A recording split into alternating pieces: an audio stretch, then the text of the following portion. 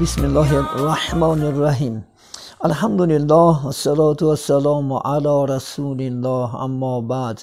السلام علیکم و رحمت الله و برکاته. السلام علیکم برادران اهل اسلام، آنانی که صدای ما را میشنوید. الحمدلله به خداوند شکری بیعدد فرصت داد. الحمدلله به شما عزیزان هم صحبت شدن که موضوع ما دایر برای خدمت پدر و مادر بود.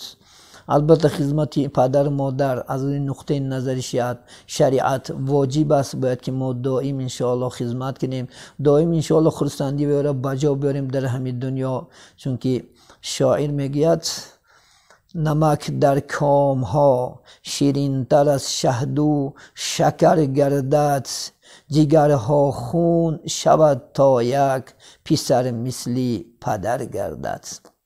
از این شاعر بزرگ بیان می شود که برای ما یک فرزند بوی رسوندن چقدر زحمت خود، چقدر عذاب ها می کشیم، چقدر انشاءالله پدر و مادر چی کار میکنند، عذاب های سخت ترین از سر میگذاراند، چی بیماری ها میشیم، چی کسلی ها، چی و ها کذا، تا دمی که ما و شما بوای رسوندن از چند خوف و خطر پدر ما و شما را انشاءالله نگه میدارد. وقتی که ما کلام میشیم امروز ما شاهد رسیدیم که بعضی انشاءالله جوان بچه ها، بعضی جوان دخترها، بعضی کیلین ها میشنویم که امروز یعنی پدر و مادر خسر و خشتامشون امروز چیکار میکنن، یعنی حرمتشون به جا نمیارن. یعنی بعضی ها پدر مادری خش پدر میکنن، پدر مادری شوهرشنه. بعضی ها شوهر هستن که پدر مادری انشاءالله عروس پدر مادری حساب نمیکنن. در اسلام عزیز 4 پیر و 4 تکبیر است. یعنی 4 پیر و 4 تکبیر شنده، یعنی پدر و مادری خودت، پدر و مادری عروس هم پدر و مادر حساب میشود. برای همین ما شما دائم انشاءالله یعنی خدمت کنیم، دائم مردها خدمت های پدر و مادر خسر و خشتامان، اینا انشاءالله عروس ها هم خدمت یعنی پدر و مادری شوهر پدر و مادر خدمت البته بجا بیاریم و یا رضا کنین، الله انشاءالله خدا خود از شما راضی می شود. حضرت موسی علیه السلام مخصوص پیغمبر هستند. یک روز به خدا یعنی در کوی تو رفته راز میگفتن، سخن میکردن. موسی کلیم الله میگن. همین موسی در کوی تو از خدا هم پرسید وقتی که پگه روز قیامت من در جنت با کی همراه میشم؟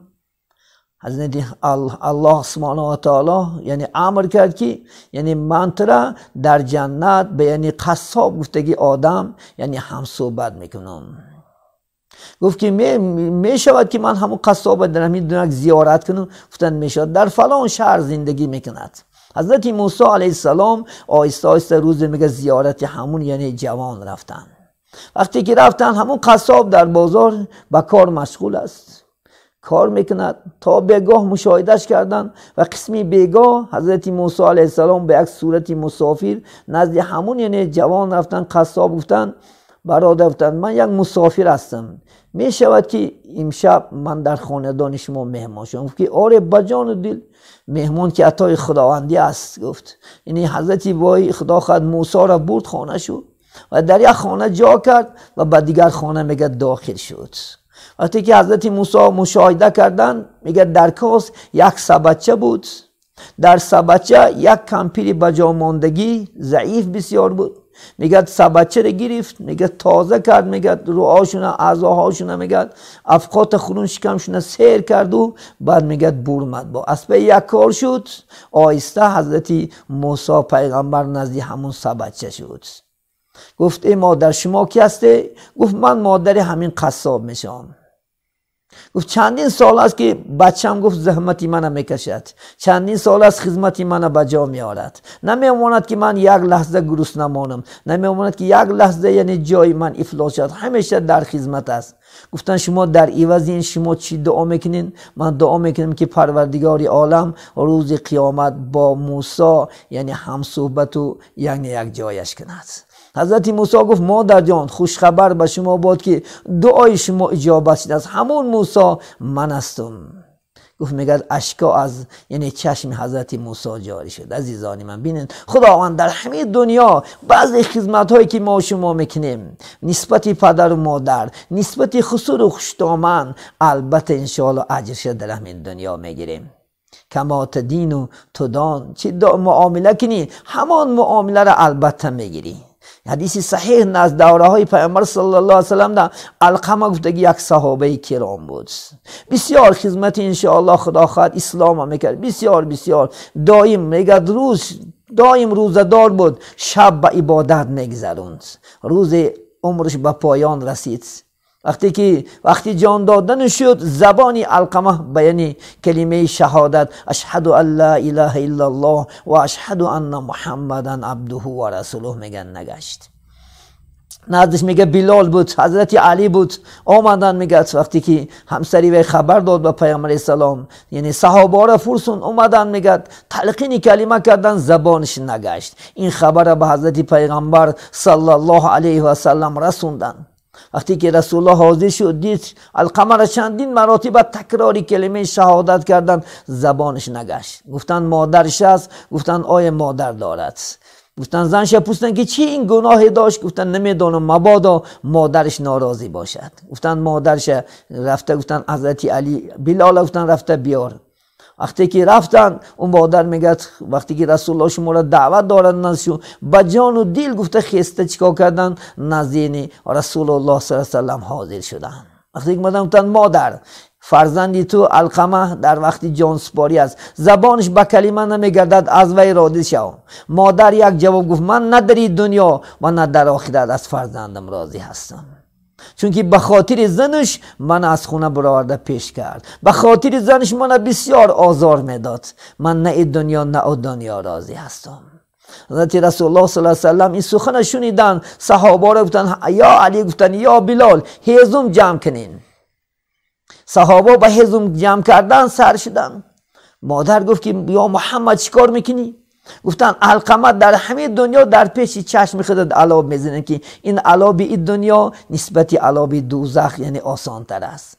گفتن در نزد چشم من علاب میزنه؟ گفتن آره. گفتن نباشم؟ گفتن نه، من البته از فرزندم راضی هستم. با مجرد این من راضی هستم، گفتن رسول الله صلی الله علیه و صحابه را بینن چی علقمه انشاءالله به زبان فصیح اشهد ان لا اله الا الله و اشهد ان محمدا عبده و رسوله گفتن، یعنی جان به حق هستیم. از یاد نبراریم ما جوانا، ما و شما هم امروز وقتایی میشود که در یعنی سکرات موت میشویم. اگر پدر مادر را ناراضی کنیم، ما هم زبانمون نمیگردد. رسول را دفن کردن، یعنی علقمه را به خاک سپردن. در همونجا صحابه رفتن که یا صحابان هوشیار باشن که کدام انسانی که یعنی پدرش مادرش ناراضی باشد، در وقت مردنش از دنیا به ایمان می رود. عزیزان من، تا چه اندازه خدمت کردن به پدر و مادر این یک چی از عبادت است.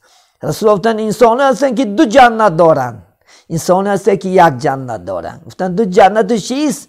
گفتن کسی پدر و مادر دارد و دو جنت دارد، کسی که یک تش دارد یا پدر و یک جنت دارد. پدر یا جنتی ما شما می شود یا دوزخی ما شما. عزیزان من، مبادا اگر خدمتشون بجا بیاریم راضی کنیم جنت میریم، مبادا خفه کنیم، مبادا آزار شدیم دوزخ میرفتیم. برادران از بخاطر نبرانیم که ما هم روزی می شود خدا خواهد پدر میشیم، روزی می شود ما هم خدا خواهد کهنسال میشویم.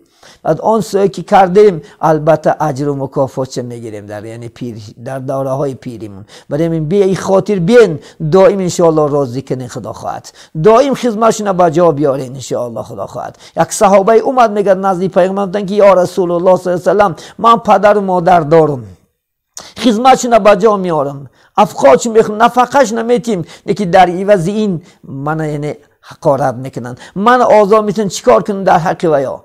گفتن حالی تو از 4 یک حصه خدمتش به جا آوردی، چون که جنت زیر پای پدر و مادران است. پیامبر گفتن که الجنت تحت اقدام الامهات، جنت زیر پای پدر و مادران است. وقتی که اون میگه جوان شنید آمده پاچکای میگه ما پدرمونشو بوسه کرد که جنتی من شما بده. برای این عزیزانی من سخن کنیم، سخن بسیار است انشاءالله، لکن امید میکنیم که از این انشاءالله حکایه ها، از این حدیث های گوارباری پیغمبر سلام همه شما خدا خواهد یک بخاطر انشاءالله میارین و دائم پیوسته خدمت کردن آنها را از یاد نبراریم و اینها را از خدا شاد کنیم. ان شاء الله دعاشو نگیریم دو دنیای ما شما عابد می شود، این دنیامونم و آخرتمون ان شاء الله همیشه در نزد الله با یک روی سرخ با یک سربلندی ان شاء الله این دنیا را طی میکنیم. در همینجا صحبت رو به پایان میرسانیم. عزیزان من همیشه خدا خواهد خاطر رسان باشین،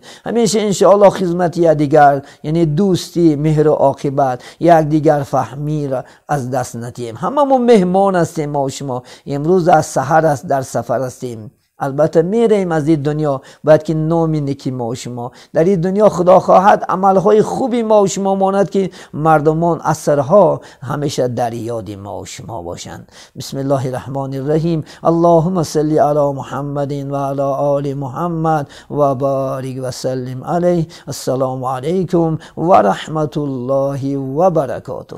یا حبیب یا